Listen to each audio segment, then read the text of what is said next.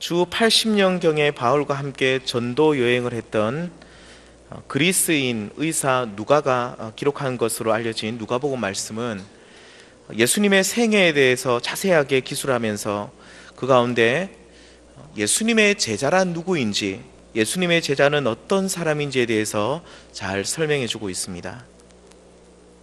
예수님께서는 제자란 누구인지를 가르치실 때에 말씀으로 가르치시고 때로는 몸소 행하심으로 가르치고 있습니다. 오늘 우리가 누가복음 11장 말씀을 보고 계신데 1절 말씀에 보시면 예수님께서는 한 곳에서 기도하기를 마치셨다라고 그렇게 말씀합니다. 먼저 기도하시는 모범을 보이십니다. 이렇게 기도를 하고 나신 뒤에 예수님께서는 제자들에게 기도를 가르치셨다라고 오늘 성경은 기록하고 있습니다. 이와 같이 예수님께서는 말씀으로 가르치시고 또 행하심으로 그 본을 보이시면서 제자들에게 참된 제자의 길을 보여주셨던 것을 우리는 알 수 있습니다.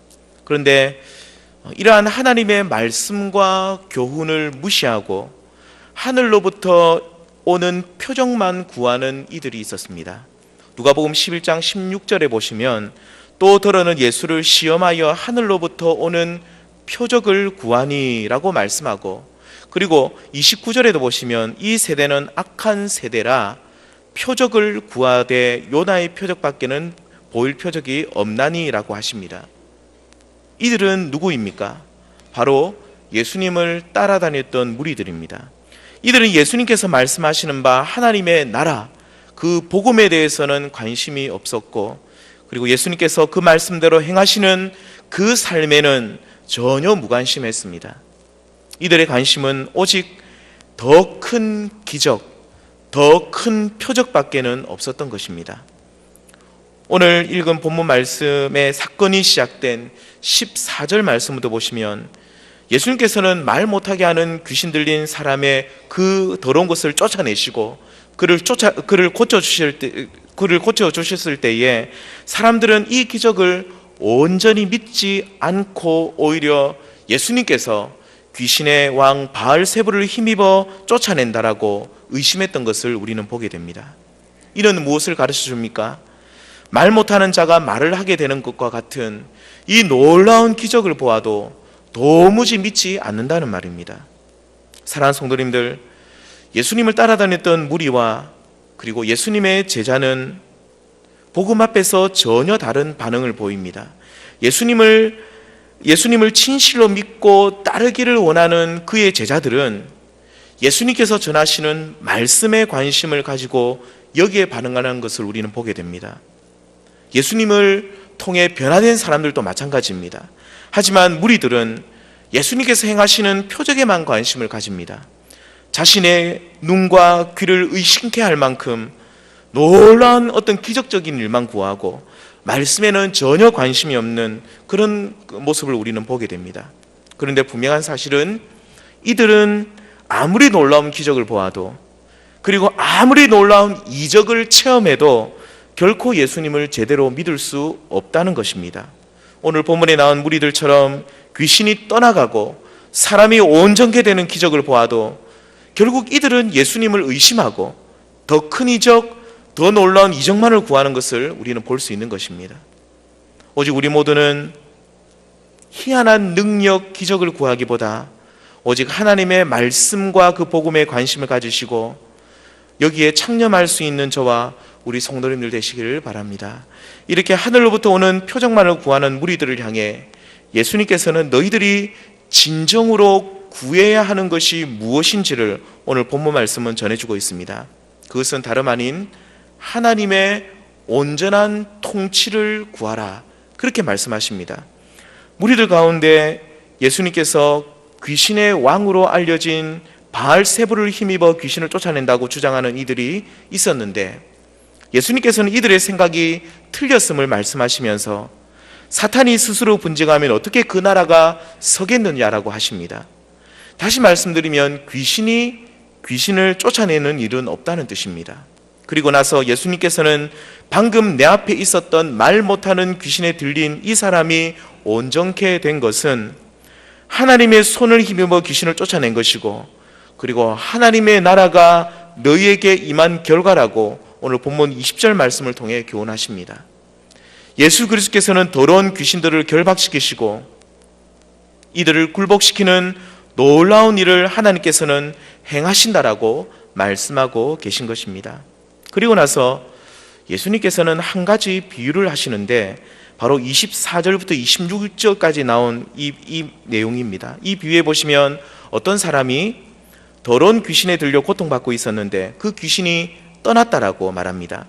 그 사이 이 사람의 영혼은 청소되었고 수리되었는데 마침 자신의 쉴 곳을 찾지 못했던 전에 있던 그 귀신이 이 전에 살던 그 집을 보고 깨끗하게 청소되었는 것을 보고 귀신 7을 더 데리고 들어가서 나중 형편이 처음 형편보다 더 심하게 되었다라고, 더 나쁘게 되었다라고 이런 비유를 예수님은 말씀하십니다. 예수님께서 하나님의 나라, 하나님의 통치를 구하라는 말씀을 가르치시면서 이 비유를 베푸신 이유는 무엇이라고 생각하십니까? 그리고 이 비유에서 한 가지 드는 의문은 만일 어떤 사람에게서 귀신이 나갔다라고 한다면 다시 들어올 수 있냐라는 문제입니다. 예수 그리스도의 능력으로 귀신이 쫓겨났을 때에 다시 그 사람에게 들어와서 자리를 잡고 그를 사로잡을 수 있냐는 말입니다. 우리 성도님들께서는 이 부분에 대해서 어떻게 생각하십니까? 결론적으로 말씀드리면 어떤 사람이 복음을 받아들이고 예수 그리스도를 믿음으로 예수 그리스도께서 그 영혼에 들어가셔서 더러운 것들을 다 쫓아내셨을 때는 결코 다시 귀신의 지배에 있을 수 없다라고 성경은 분명히 말씀합니다. 본문 20절 하반절에 보시면 하나님의 나라가 이미 너에게 임하였느니라 그렇게 하십니다. 하나님의 나라, 곧 하나님의 통치가 너희 가운데 임하면 귀신이 쫓겨나가고 그 영혼이 새롭게 된다라고 분명히 선포하십니다. 골로새서 1장 13절 말씀에도 보시면 우리가 구원받은 모습을 이렇게 말씀합니다. 그가 우리를 흑암의 권세에서 건져 내사 그의 사랑의 아들의 나라로 옮기셨으니 라고 말씀합니다.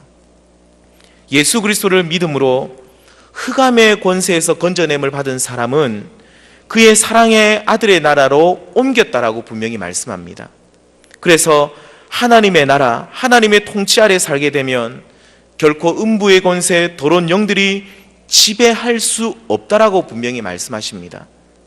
시험에 들게 하고 유혹하고 힘들게 할 수는 있어도 하나님의 통치를 받는 성도는 오늘 예수님의 비유에서처럼 나간 뒤에 다시 들어오는 경우는 없다는 말입니다. 그렇다면 예수님께서 베푸신 이 비유의 뜻은 무엇이며 우리들에게 오늘 무엇을 말씀하시는 비유입니까? 이 비유의 목적은 하나님의 나라가 임한, 하나님의 통치가 임한 성도는, 곧 악한 영에게서 해방된 성도는 날마다 하나님의 통치 아래에 살기 위해 늘 힘써야 한다는, 늘 애써야 한다는 데 이 비유의 목적이 있습니다. 하나님의 나라가 임했으니, 하나님의 통치가 임했으니 이제는 끝이라는 식으로 살지 말고 날마다 하나님의 다스리심을 구하는 모습이 있어야 함을 우리에게 말씀해 주고 있습니다. 앞에서 말씀드린 대로 누가복음 말씀인 제자도와 관련되어 있다라고 한다면 이 비유의 뜻은 표적만 구하는 무리가 아니라 예수님의 제자는 하나님의 통치가 이미 임했고 이렇게 임한 하나님의 나라를 또한 날마다 구하는 사람이 제자라고 말씀하고 있는 것입니다. 누가복음 11장에서 이 비유와 비슷한 것이 누가복음 11장 33절과 36절에 나온 등불 비유입니다. 여기에 나온 등불 비유에 보시면 우리에게 영적인 눈이 있는데 이 눈이 항상 밝아야 한다라고 하십니다. 그러면서 11장 35절에 보시면 그러므로 내 속에 있는 빛이 어둡지 아니한가 보라 그렇게 말씀하십니다. 영적인 눈을 떠서 내 영혼이 어둡지 않도록, 어둠이 내 영혼에 임하지 않도록 늘 깨어 있으라고 당부하고 있습니다. 오늘 말씀도 이러한 맥락에서 우리는 이해해야 합니다. 하나님의 나라, 하나님의 통치가 임한 성도는 통치가 임했다라고 만족하지 말고 늘 이러한 하나님의 주권 아래 살기를 애쓰고 몸부림치라는 그런 말씀이라는 것입니다. 하나님의 주권이 임하지 않는 부분이 어디 있는지, 우리 삶의 어두운 부분은 무엇이 있는지를 잘 살펴보라고 말씀하시는 것입니다. 이렇게 하나님의 통치, 하나님의 나라를 구하는 성도는 바로 그가 예수님의 제자라고 말씀하시는 것입니다. 사랑하는 성도님들, 그렇다면 우리는 어떻게 하면 하나님의 통치 아래에 살 수 있겠습니까? 온전한 하나님의 통치를 어떻게 실제로 우리 삶 가운데 이루며 살 수 있냐는 말입니다. 오늘 우리가 함께 봉독한 누가복음 11장 20절에서 28절에서 예수님께서는 더러운 귀신을 내어 쫓으시면서 또 비유를 베푸시면서 너희는 하나님의 통치를 구하라고 하십니다. 그런데 이 본문 말씀을 중심으로 앞부분인 누가복음 11장 1절에서 13절까지는 예수님께서 기도에 대해서 말씀하시고 가르쳐 주십니다. 그리고 오늘 읽었던 본문 바로 뒷부분인 11장 27절부터 32절까지 말씀 보시면 하나님의 말씀이 얼마나 능력이 있고 하나님의 말씀이 얼마나 중요한지를 가르쳐 주고 있습니다. 그렇다면 우리가 다시는 종의 멍에를 매지 않고 온전한 하나님의 통치 아래 살기 위해서는 어떻게 해야 하겠습니까? 결론적으로 말씀드리면 기도와 말씀에 깨어 있어야 한다라고 하십니다. 기도를 하되 대충 기도하지 말고 강청하는 기도를 하고 하나님의 말씀을 듣기만 하지 말고 듣고 순종해야 하며 그리고 말씀에 대한 열정이 있어야 한다라고 우리에게 가르쳐주고 있습니다. 먼저 예수님께서는 기도에 대해서 말씀하시면서 강하게 청하는 기도, 강청 기도의 능력을 말씀하고 있습니다. 누가복음 11장 8절과 9절 말씀 보시면 그 간청함으로 인하여 그 요구대로 주리라. 내가 또 너희에게 이르노니 구하라. 그러면 너희에게 주실 것이요. 찾으라. 그러면 찾아낼 것이요. 문을 두드리라. 그러면 너희에게 열릴 것이니 라고 하시면서 성도는 간절히 구하고 찾는 강청 기도를 하나님께 올려야 한다라고 하십니다. 그리고 이렇게 간절히 기도할 때 하나님께서는 반드시 다음과 같은 선물을 주신다라고 약속합니다. 누가복음 11장 13절에 보시면 너희가 악할지라도 좋은 것을 자식에게 줄 줄 알거든 하물며 너희 하늘 아버지께서 구하는 자에게 성령을 선물로 주시지 않겠느냐. 비록 우리가 구하는 것이 하나님 보실 때에 좋은 것이 아니어서 정갈과 같이 우리에게 독이 되는 것이어서 하나님께서는 그것을 거절할 수도 있지만 간절히 하나님을 찾고 구하는 강청 기도를 드리는 성도에게는 누구나 그에게 하나님께서 성령을 선물로 주신다라고 약속하고 있습니다. 이렇게 강청해서 기도하고 성령님을 선물로 받는 성도가 하나님의 온전한 다스리심, 하나님의 온전한 통치 아래에 살아갈 수 있다라고 약속하고 있는 것입니다. 두 번째, 하나님의 말씀에 대해서는 우리가 어떻게 해야 하겠습니까? 오늘 누가복음 11장 27절에 보시면 예수님께서 말씀을 가르치고 비유를 베푸실 때에 어떤 여자가 음성을 높여 다음과 같이 말합니다. 당신을 뵌 태와 당신을 먹인 젖이 복이 있나이다. 그렇게 소리를 높여 말합니다. 그때 예수님께서는 28절 말씀을 통해 오히려 다음과 같이 말씀하십니다. 예수께서 이르시되 오히려 하나님의 말씀을 듣고 지키는 자가 복이 있느니라. 하나님의 말씀은 듣는 것으로만 만족해서는 안 되고 오직 그 말씀을 지키는 자가 복이 있다라고 분명히 말씀하고 계십니다. 사랑하는 성도님들, 이와 같이 하나님의 온전한 통치는 그냥 말로만 하나님 나를 다스려 주시고 통치해 주십시오라고 해서 그렇게 해서 되는 것이 아니고 오직 하나님을 간절히 찾고 구하는 강청 기도와 그리고 하나님의 말씀을 듣고 행하는 말씀의 능력이 있을 때에 이 말씀의 능력이 우리 가운데 있을 때에 하나님의 온전한 통치가 임한다는 사실을 기억하시길 바랍니다. 그리고 이렇게 늘 하나님의 다스림 안에 사는 성도는 결코 악한 것들이 그를 얽매지 못할 것이고 오히려 날마다 이기고 승리하는 성도로 살아갈 수 있다라고 우리에게 약속하고 있는 것입니다. 성도님들, 오늘날 우리는 영적으로 패배하는 데에 너무 익숙해 있지 않나라는 생각을 하게 됩니다. 우리는 죄인이고 타락했고 그리고 선을 행한 능력이 없기에 우리는 결코 의로운 삶을 살 수 없다라고 그렇게 스스로 위로합니다. 그런데 문제는 죄를 지으면서도 이렇게 자신을 합리화하는 경우가 많다는 것입니다. 사랑하는 성도님들, 우리는 능력이 없고 선을 행할 힘도 없고 우리 안에 선한 것이 없음은 성경이 분명히 가르쳐주는 진리입니다. 하지만 우리는 여기에 머물러 있어서는 결코 되지 않습니다. 하나님의 통치가 우리에게 임하게 되면 우리에게 임한 하나님의 능력을 힘입어서 우리는 선을 행하게 됩니다. 하나님의 큰 권능으로 인해 우리는 의로운 삶을 살아갈 수가 있게 됩니다. 하나님의 말씀을 듣고 순종하는 삶을 살 수 있다는 말입니다. 오늘 우리가 넘어지고 쓰러지는 이유는 하나님께서 능력이 없기 때문이 아니라 우리가 하나님의 통치 아래에 살지 못하고 있기 때문이고, 하나님의 통치 아래에 살게 되는 기도와 말씀에 힘쓰지 못하기 때문임을 우리 성도님들은 기억하시길 바랍니다.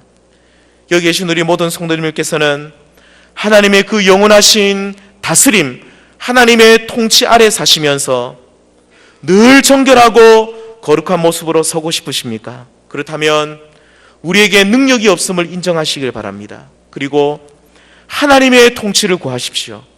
하나님이 임하시면 결코 더러운 것들이 우리를 괴롭히지 못할 것이고, 하나님께서 원하시는 바 거룩한 성도의 삶을 우리는 살아갈 수가 있습니다. 이러한 하나님의 온전한 통치를 위해서 우리는 늘 기도해야 합니다. 강청하는 기도, 간절히 하나님을 찾고 구하는 그 기도를 통해 우리가 날마다 하나님의 능력을 힘입고 성령의 충만함을 우리가 받아야 할 것입니다. 그리고 무엇보다도 하나님의 말씀에 우리는 관심을 가져야 합니다. 하나님의 말씀을 듣는 것으로만 가만히 앉아서 듣고 그것으로 끝나는 것이 아니라 듣고 지키고 그 말씀대로 살아가기 위해서 우리가 몸부림치는 우리 모두가 될 때에 우리는 이 기도와 말씀을 통해 하나님의 온전한 통치 아래에 살게 될 줄 믿습니다. 이 하나님의 통치 아래 우리가 살게 될 때에, 하나님의 나라가 우리 가운데 임하게 될 때에 우리는 참된 제자의 길을 걸어갈 수가 있고, 그리고 하나님의 말씀에 하나님의 뜻에 순종하고 거룩한 성도로 살아가게 될 줄 믿습니다. 기도와 말씀, 이 두 가지를 꼭 기억하시고 날마다 강청하시는 기도, 날마다 그리고 하나님의 말씀을 사랑하시고 그 말씀을 가까이 하는 성도님들 되셔서, 말씀에 대한 열정을 가지시는 성도님들 되셔서 하나님의 통치 아래 사시고 날마다 하나님께 영광 돌리며 살아가는 우리 모두가 되기를 소망합니다.